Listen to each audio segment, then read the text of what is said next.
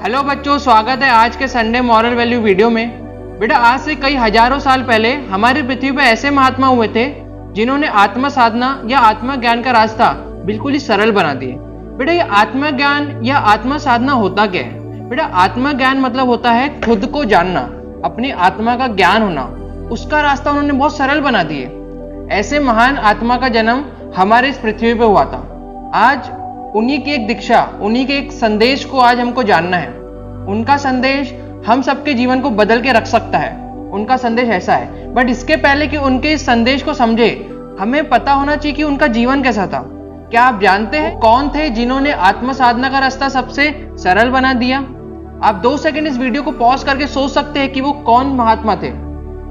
आपने सही सोचा, वो थे महात्मा बुद्ध, गौतम बुद्ध।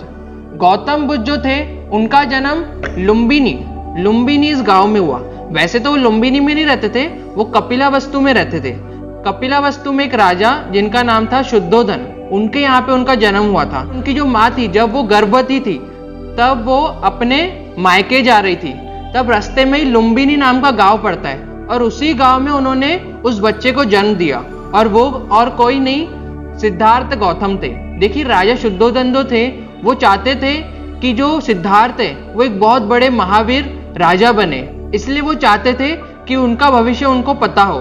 इसलिए उन्होंने कई सारे संतों महात्माओं को बुलाया। उनमें से कई संत महात्माओं ने ये बोले कि या तो ये सबसे अच्छे राजा बनेंगे या तो ये महान बुद्ध बनेंगे। बट किसी ने भी ये क्लियरली नहीं बताया कि वे बुद्ध बनेंगे। उसमें से एक ही संत है जिनका नाम था कौंडिन्य। उन कौंडिन्य संत ने बताया कि जो सिद्धार्थ है वो गौतम बुद्ध बनने वाले हैं। इसकी जो चिंता थी वो राजा को हमेशा खाए रहती थी। इसलिए वो उनका इस तरीके से लालन पालन करने लगे कि उनको समाज के दुखों के बारे में कुछ भी पता ना चल सके, ताकि वो एक संत न बने, बुद्ध न बने। उन्होंने उनको हर एक ऐशो आराम दिए।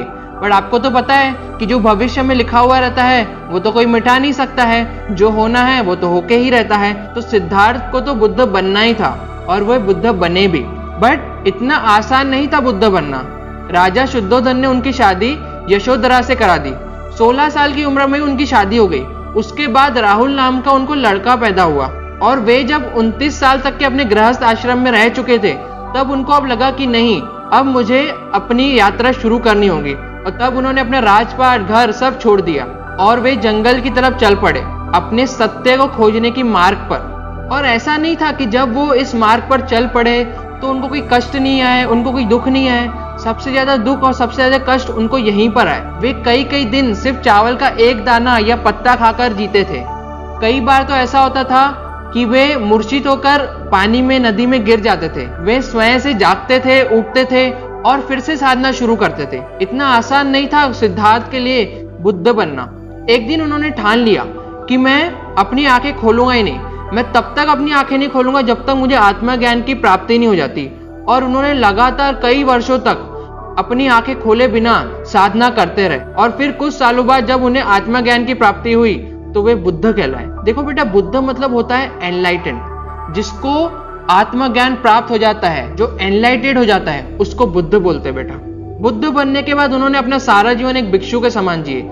सभी लोगों में आत्मज्ञान का ये जो रास्ता उन्होंने चुने थे, उनको ये जो प्राप्त हुआ था, उसको ही बताने में अपना सारा जीवन लगा दिए। और जब वे 80 साल के हुए तो उनको पता चल गया कि अब मेरे इस देह को त्यागने का समय आ गया है। और जब वे यह शरीर को त्याग रहे थे, तब उनके जो सबसे प्रिय शिष्य थे आनंद, उनको बहुत दुख हुआ। उन्होंने पूछे कि महात्मन, अगर आप चले जाएंगे तो हमारा क्या होगा? हम किस तरीके से जिएंगे? हमने जो आज तक आपसे ज्ञान प्राप्त की है, आपसे आत्मा साधना की जो शिक्षा प्राप्त की है, उसका क्या होगा? हम किस तरीके से अपने मझधार तक पहुंचेंगे? तब गौतम बुद्ध को एहसास हुआ कि इतने सालों तक भी मैंने इनको जो शिक्षा दिया, क्या यही शिक्षा मैंने उनको दिया कि मेरे न होने पर उनको दुखी होना पड़े? तो उनके अंदर में एक ऐसी बात आई जो उन्होंने आनंद को बताया। और वही शिक्षा, वही संदेश आज हम सबके लिए बहुत ज्यादा जरूरी है। और वो संदेश था अप दीपो भव। अप दीपो भव मतलब होता है हमें अपना दीपक खुद बनना है, हमें अपना दीप स्वयं बनना है। ऐसा क्यों बोला उन्होंने? ऐसा उसलिए बोला क्योंकि अब तो वे जा रहे थे, तो क्या गुरुजी के जाने के बाद, महात्मा के जाने के बाद, क्या कोई व्यक्ति अंधकार में पड़ जाएगा? क्या वो कभी आत्म साधना का रास्ता पार नहीं कर पाएगा?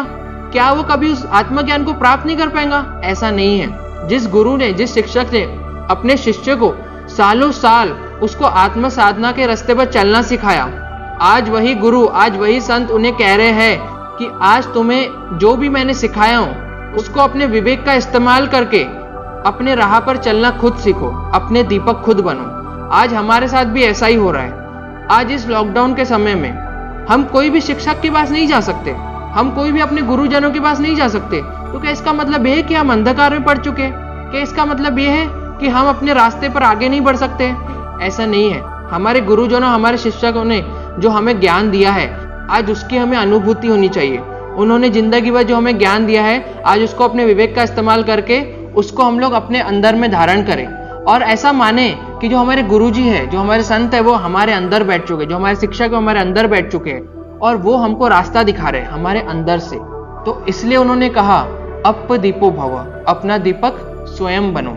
और साथ ही साथ जब हम लोग अपना दीपक स्वयं बनते ना, तो हम लोग अपने को तो रास्ता दिखाते ही है, साथ ही साथ जो दूसरे लोग भी अंधकार में पड़े हुए हैं उन लोगों को भी हम लोग उजाले में, रोशनी में लेके आते हैं। इसलिए हमको अपना दीपक स्वयं बनना है। देखो बेटा, महात्मा बुद्ध का जीवन बहुत ज्यादा शिक्षा लेने वाला था। उनके जीवन से प्रेरित होकर ही जो स्वामी विवेकानंद जी थे, उन्होंने एक बात कही थी, आपको कोई भी व्यक्ति आध्यात्मिक या फिर स्पिरिचुअल नहीं बना सकता है। आपकी सबसे बड़ी शिक्षक आपकी अंतरात्मा है। ये अंतरात्मा ही आपको मदद करेंगे आध्यात्मिक बनने में, उस शक्ति को प्राप्त करने में, उस ज्ञान को प्राप्त करने में, जिसे पाने के बाद हम लोग मुक्त हो जाते हैं इस संसारिक दुनिया से, इस भौतिक दुनिया से हम लोग मुक्त हो जाते हैं और उस परम पिता की प्राप्ति होती है जिससे मिलना हमारा मुख्य लक्ष्य है। और बेटा, मैं एक और चीज आपको बता दूं कि ये जो अप्प दीपो भव का जो संदेश है, ये सिर्फ आत्म साधना के रास्ते के लिए नहीं है, ये हमारे सामान्य जीवन के लिए भी है। आज हम लोग कई बार अपने आप को अकेला समझते हैं। हम लोग समझते हैं कि हमको कोई शिक्षा देने वाला नहीं है, हम लोग समझते हैं कि हमको कोई दिशा दिखाने वाला नहीं है। ऐसा नहीं है बेटा, सबसे बड़ा शिक्षक हम लोग खुद है, हमारा अपनी आत्मा है। आप इस चीज को समझिए और इस संदेश को, इस शिक्षा को ग्रहण करें। तो बेटा, आज के लिए इतना ही। धन्यवाद।